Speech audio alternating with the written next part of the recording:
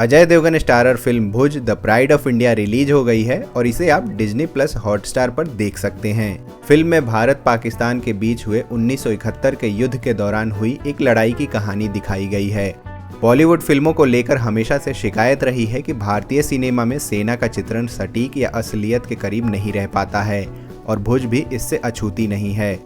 Film का poster आने के साथ ही लोगों ने गलतियों की ओर ध्यान दिलाना शुरू कर दिया था, तो अब फिल्म रिलीज होने के बाद हम आपको बता रहे हैं कि साल 1971 की लड़ाई का चित्रण करते समय भुज द प्राइड ऑफ इंडिया में फिल्मकारों से कौन सी गलतियां हो गई। तो चलिए हम आपको भुज द प्राइड ऑफ इंडिया की असली कहानी और फिल्म में की गई गलतियों को विस्तार से बताते हैं। लेकिन इससे पहले अगर आपने हमारे चैनल को सब्सक्राइब नहीं किया है तो अभी सब्सक्राइब कर लें। 8 दिसंबर 1971 की रात पाकिस्तानी वायुसेना के हमले से भुज में भारतीय वायुसेना की एयर स्ट्रिप बर्बाद हो गई थी। वायुसेना किसी भी कीमत पर भुज की एयर स्ट्रिप को दोबारा लड़ाकू विमानों के उड़ान भरने के लायक बनाना चाहती थी। इलाके में तैनात बीएसएफ ने हाथ बटाया लेकिन लोग कम पड़ गए। तब भुज के कलेक्टर से मदद मांगी गई और जब पास के गांव माधापार में लोगों को इस बारे में मालूम पड़ा तो वो युद्ध के बीच वायुसेना की मदद करने को तैयार हो गए। 300 ग्रामीणों ने एयर स्ट्रिप को दोबारा तैयार करने में वायुसेना की मदद की, जिनमें से ज्यादातर महिलाएं थीं। ये ऑपरेशन स्क्वाड्रन लीडर विजय कर्णिक के नेतृत्व में चला था, जिनकी पहचान आज 1971 के युद्ध के वॉर हीरोज के रूप में होती है। भुज द प्राइड ऑफ इंडिया इसी कहानी को सिनेमा के माध्यम से कहने का प्रयास है। तो चलिए अब बताते हैं film Bhuj the pride of India बनाने में फिल्मकारों से कहां-कहां गलती हुई है। भुज के पोस्टर से लेकर फिल्म तक में अजय देवगन के पात्र को वायुसेना की नीली वर्दी पहने दिखाया गया है, जबकि 1971 के युद्ध के दौरान भारतीय वायुसेना की वर्दी खाकी हुआ करती थी। इस वर्दी को आप 1971 के युद्ध की सबसे चर्चित तस्वीर में भी देख सकते हैं। हाँ, वहीं पाकिस्तान के सरेंडर वाली तस्वीर।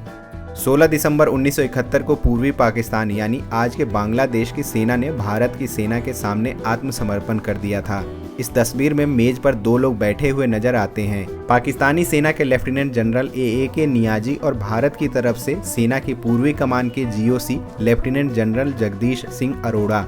इनके पीछे बाएं से दूसरे स्थान पर खड़े हैं एयर मार्शल हरिचंद दीवान। एयर मार्शल दीवान भारतीय वायुसेना की पूर्वी वायु कमान के अध्यक्ष थे और इसी नाते पूर्वी पाकिस्तान पर भारतीय वायुसेना के सभी ऑपरेशंस के लिए जिम्मेदार भी। जो वर्दी एयर मार्शल दीवान ने इस तस्वीर में पहनी है वहीं तब वायुसेना की वर्दी हुआ करती थी। तो यहाँ भुज द प्राइड ऑफ इंडिया में एयरफोर्स की वर्दी दिखाने में फिल्मकारों से गलती हो गई है। फिल्म में पनडुब्बी नजर आई है जिस पर पाकिस्तान का झंडा बना हुआ है और इसमें एक नहीं कई समस्याएं हैं। पनडुब्बी को हमेशा छुपकर वार करने के मकसद से लड़ाई में उतारा जाता है, इसलिए दुनिया में कोई भी देश अपनी पनडुब्बी पर बड़े बड़े झंडे नहीं बनाता। इसके साथ ही पनडुब्बी के बाहर उसकी पहचान जाहिर करने वाला कोई निशान नहीं छोड़ा जाता है।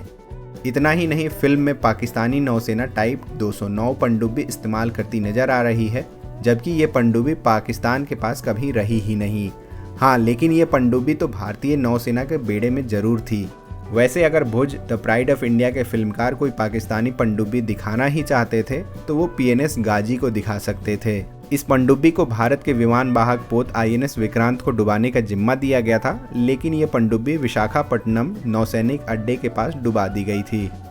हालांकि इसको लेकर 2 मत हैं, एक कि उसे आईएनएस राजपूत ने डुबाया और दूसरा ये कि वो अपनी ही बिछाई बारूदी सुरंगों से टकराकर नष्ट हो गई। सच जो भी हो, लेकिन साल 1971 के संदर्भ में सबसे चर्चित पाकिस्तानी पनडुब्बी पीएनएस गाजी ही थी।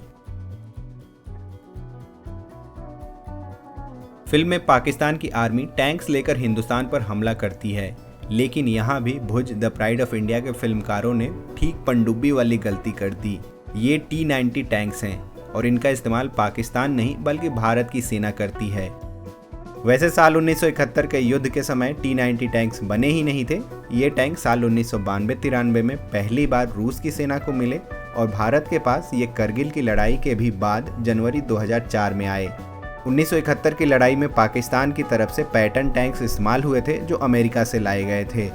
भारत ने T-55 और सेंचुरियन जैसे टैंक्स इस्तेमाल किए थे।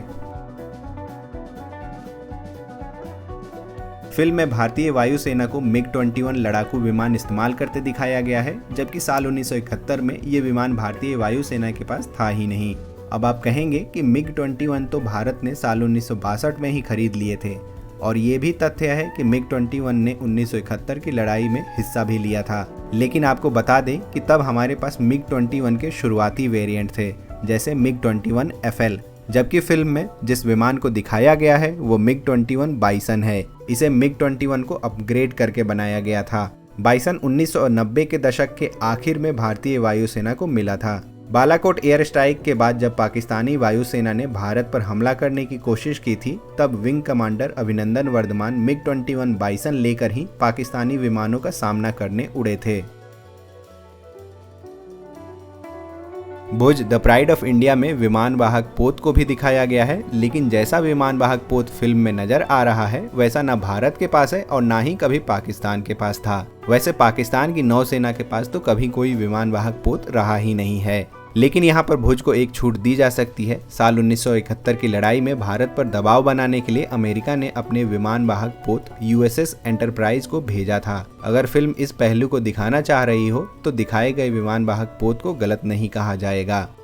तो क्या आपको भी film Bhuj the pride of India में कोई गलती नजर आई? अगर हाँ तो जल्दी से कमेंट करके हमें बताएं। अगर आपने अभी तक फिल्म नहीं देखी तो जल्दी से Disney+ हॉटस्टार पर जाइए और फिल्म देखकर हमें बताइए कि आपने फिल्म में कौन सी गलतियों को नोटिस किया। इसके साथ ही हमें कमेंट करके बताएं कि आपको film Bhuj the pride of India कैसी लगी। D4 डायरीज में आज के लिए बस इतना ही।